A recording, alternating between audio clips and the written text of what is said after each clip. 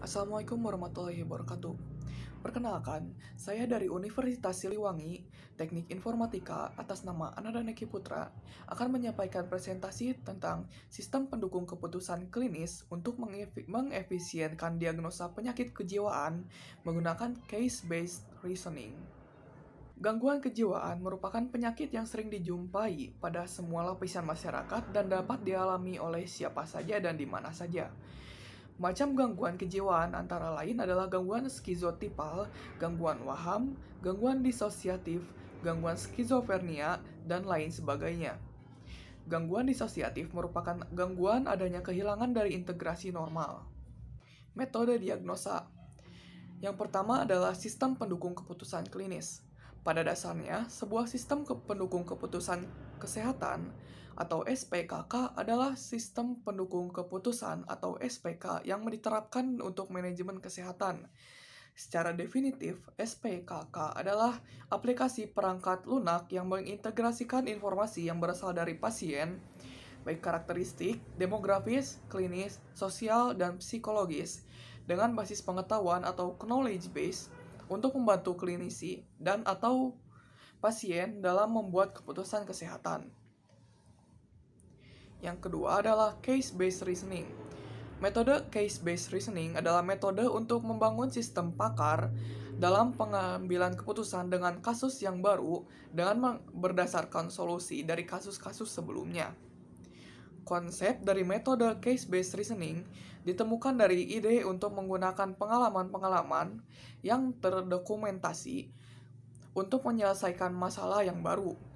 Para decision maker kebanyakan menggunakan pengalaman-pengalaman dari problem solving terdahulu untuk menyelesaikan masalah yang dihadapi sekarang. Yang ketiga, proses pada case-based reasoning. Secara umumnya, terdapat 4 langkah proses case-based reasoning yang pelaksanaannya berupa siklus seperti gambar di bawah ini. Selanjutnya ada langkah-langkah dalam metode CBR. Yang pertama adalah retrieve atau memperoleh kembali. Memperoleh kembali kasus atau kasus-kasus yang paling prinsip. Proses ini dimulai dengan mendeskripsikan satu atau sebagian masalah dan berakhir apabila telah ditemukan kasus sebelumnya yang paling cocok. Yang kedua adalah reuse atau yaitu menggunakan kembali informasi dan pengetahuan dari kasus tersebut untuk memecahkan permasalahan. Proses reuse dari solusi kasus yang telah diperoleh dalam konteks kasus baru difokuskan pada 2 aspek, yaitu A. Perbedaan antara kasus yang sebelumnya dan yang sekarang, dan B. Bagian apa dari kasus yang telah diperoleh yang dapat ditransfer menjadi kasus baru. Yang ketiga adalah revise atau meninjau kembali. Meninjau kembali atau memperbaiki usulan solusi. Fase ini terdiri dari 2 tugas, yaitu A. Mengevaluasi solusi yang dihasilkan oleh reuse. Jika berhasil, maka dilanjutkan dengan proses retain.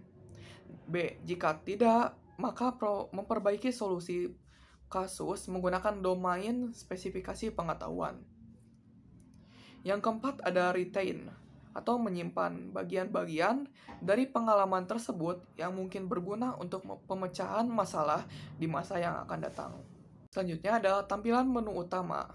Tampilan menu utama merupakan halaman utama yang menjalankan program aplikasi. Pada halaman ini, terdapat beberapa menu. Metode input data. Dalam aplikasi sistem pendukung keputusan ini, terdapat beberapa menu yang dapat menerima masukan dari user. Menu-menu tersebut dapat dilihat pada penjelasan berikut. Yang pertama adalah form login. Sebelum masuk ke menu utama dan menggunakan semua menu yang ada, pengguna harus melakukan login dengan mengisi nama user dan password yang telah ditentukan. Tampilan dari form login adalah sebagai berikut. Yang kedua, ada form aturan. Form aturan adalah formulir yang digunakan untuk melakukan penyetingan aturan dasar penyakit kejiwaan skizofrenia berdasarkan informasi yang diperoleh dari pakar berdasarkan aturan penyakit skizofrenia. 3 adalah form basis kasus. Form basis kasus adalah formulir yang digunakan untuk melakukan penginputan data kasus penyakit kejiwaan skizofrenia yang pernah terjadi. Yang keempat adalah form revisi kasus. Form revisi kasus adalah formulir yang digunakan untuk melakukan perubahan data-data kasus hasil diagnosa. Perubahan atau revisi hanya dapat dilakukan oleh pakar. Selanjutnya adalah form input data pasien. Proses input data pasien hampir sama dengan proses input data gejala dan data penyakit. Perbedaannya terletak pada jenis data yang digunakan, yaitu data pasien. Selanjutnya ada output system. Aplikasi sistem pendukung keputusan memiliki beberapa output yang dapat dicetak ke media pencetak atau printer dan dilihat oleh user. Beberapa output sistem antara lain adalah hasil cetak diagnosa, menu tentang aplikasi, dan menu about. Yang pertama adalah cetak hasil diagnosa. Cetak hasil diagnosa adalah keluaran sistem hasil dari proses diagnosa. Hasil diagnosa sebelum di-print dapat ditampilkan dalam bentuk pracetak atau preview. Yang kedua adalah menu tentang. Menu tentang adalah form tentang aplikasi yang berisi tentang maksud serta kegunaan program aplikasi ini dibuat. Yang ketiga adalah menu programmer. Form programmer berisi tentang data diri programmer yang meliputi nama, NIM, jurusan, dan universitas.